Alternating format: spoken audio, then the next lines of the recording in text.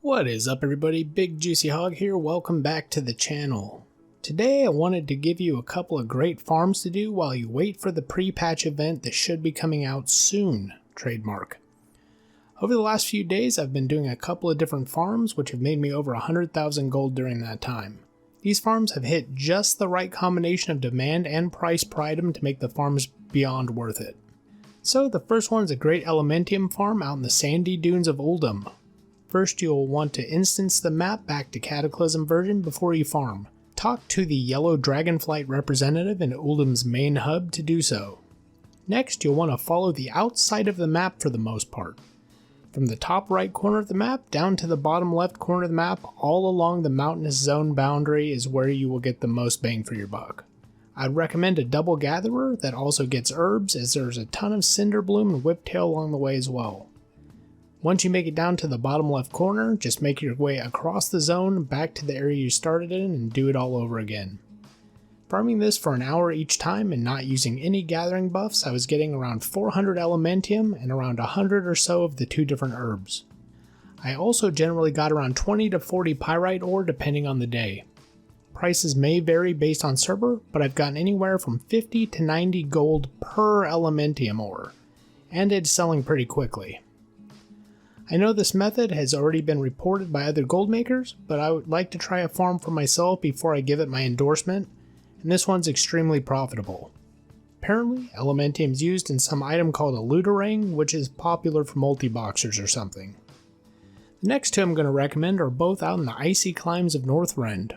One of them is a combination Saronite Herb farm and the other is a Cobalt Farm. The Saronite Herb farm is in Sholazar Basin, which I previously made a video about. You just crisscross the zone back and forth collecting anything you see. The zone is a bit better for herbs than it is for ore, but I ended up with a full stack of Saronite ore over the course of an hour and several full stacks of herbs that I sent to my scribe to be turned into inks for glyphs.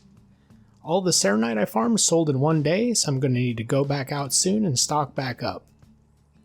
With the level squish, a lot more players are leveling before Shadowlands, and that is part of the increase in sales for both raw materials, for past expansions, and even older gear as well. The Cobalt Farm's a little different and also somewhat tedious in my opinion. All of the zones that have Cobalt seem much worse than the zones that contain just Saronite. The number of nodes per hour was way down from what I got doing Saronite, but the price of Cobalt on my server made the farm worth it anyways. As per usual, check your prices on Worth It or on the auction house before going out to farm, as that will determine if you should be looking at doing it. I found that I had the most success for Cobalt and Dragonblight, although if you look online you can find a farming method for any of the zones where Cobalt is found. My advice is just pick the zone you like the most and go there. Maybe that will help with the boredom. One last farm that was one of my first gold making videos and is still extremely profitable is the Jelly Farm. If you have a character who has the bee goggles unlocked to see jelly nodes in Stormsong Valley, they still sell like hotcakes, and the competition doesn't seem to be nearly as fierce as it once was.